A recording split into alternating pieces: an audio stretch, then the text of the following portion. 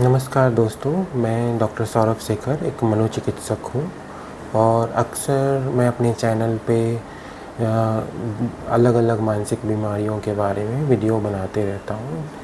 और ये जो भी मैं कंटेंट डालता हूँ वो मेरे जो अक्सर मरीजों के बीच में जो संदेह होते हैं या शंका होते हैं, वो मेरा प्रयास होता है कि ज़्यादा से ज़्यादा लोग इन वीडियो को देख के अपने शंका को दूर कर सकें और गलत इलाज के चक्कर में ना पड़े।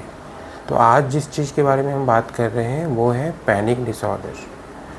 पैनिक अटैक या पैनिक डिसऑर्डर आम बोलचाल की भाषा में हम लोग बोलते ही रहते हैं। अब ये पैनिक डिसऑर्डर या पैनिक अटैक होता क्या है?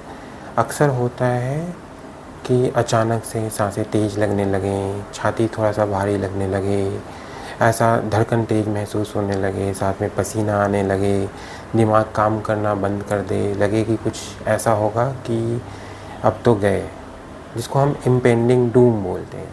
कि इंसान को लगता है वो कि उस समय तो बचने का कोई गुंजाइश नहीं है। इंसान सांस लेने में तकलीफ़ें महसूस करता है और किसी भी तरह से उस क्षण से छुटकारा पाता है। अक्सर जब ऐसा किसी को होता है तो हमारे यहाँ कॉमनली हम हार्ट की बीमारी समझते हैं कि कहीं हार्ट अटैक तो नहीं आ गया, और अक्सर हम दौरे दौरे या तो इमरजेंसी में जाते हैं या फिर लोकल डॉक्टर के पास जाते हैं या कार्डियोलॉजिस्ट के पास जाते हैं।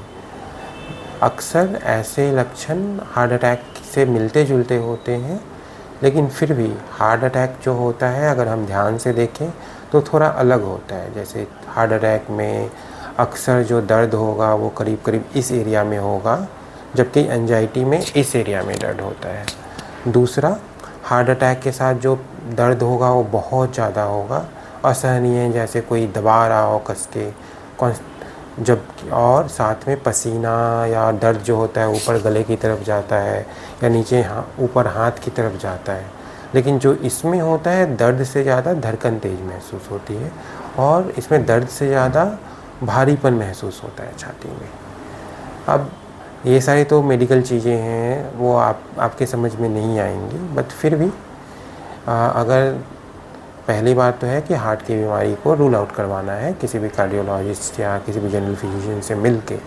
बट अगर हार्ट बीमारी रूल आउट हो चुकी है फिर भी बार बार ऐसा हो रहा है तो हो सकता है ये पैनिक अटैक हो। अब ये पैनिक अटैक अक्सर कोई चिंता वाली बात होती है या कोई टेंशन वाली बात होती है तब होता है। मान लिए अचानक से एग्ज़ाम आ गया या अचानक से कोई इकोनॉमिक स्ट्रेसर आ गया, पैसों की डिमांड आ गई, तो ऐसा होना तो स्वाभाविक है। हर किसी के साथ नहीं होता, लेकिन कुछ लोगों के साथ कॉमन होता है। जिनको एंजाइटी डिसऑर्डर होता है कि हर चीज़ की चिंता, ओवर थिंकिंग, उसमें भी ये पैनिक अटैक आ सकता है। लेकिन कई लोगों के साथ होता है कि ये पैनिक अटैक्स कभी भी आ सकते हैं।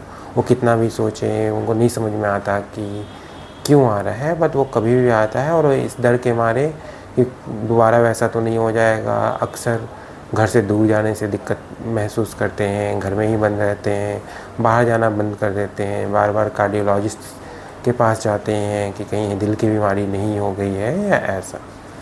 तो अगर आपको इससे मिलते जुलते सिम्टम्स हैं तो और कार्डियक प्रॉब्लम रूल आउट हो चुके हैं तो पैनिक डिसऑर्डर को भी दिमाग में रखना चाहिए।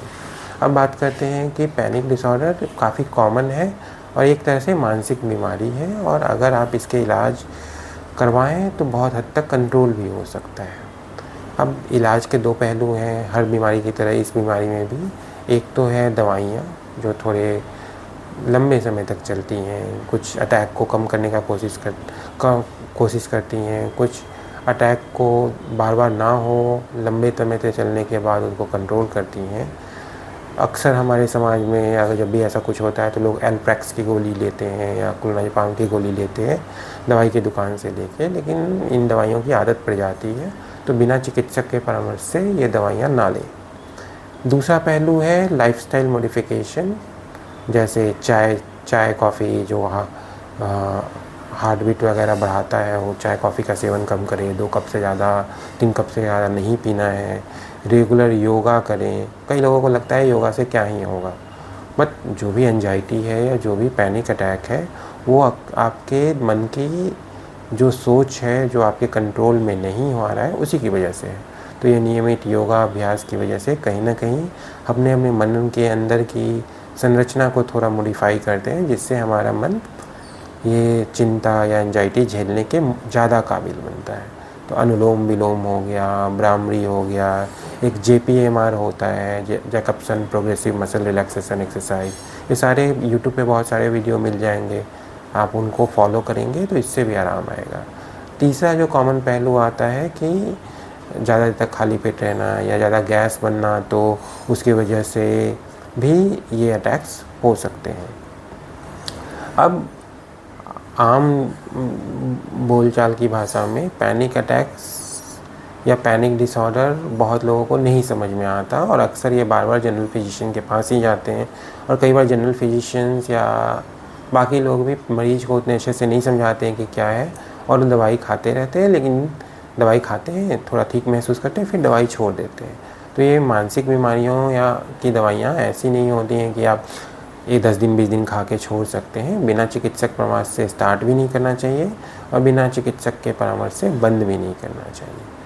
तो अगर आपको ये पैनिक अटैक या पैनिक डिसऑर्डर से मिलते जुलते लक्षण हैं, तो आप बेशक संपर्क कर सकते हैं हमसे, और इसका समुचित निवारण करवा सकते हैं। आशा है आपको ये वीडियो पसंद आया होगा। अगर आपको ये वीडियो पसंद आया हो तो कृपया करके चैनल को सब्सक्राइब करें, और किसी भी तरह की जो क्वेरी हो आप हमें वो क्वेरी के बारे में पूछ सकते हैं। जब भी हमें मौका मिलेगा हम उसका निवारण ज़रूर करेंगे। धन्यवाद।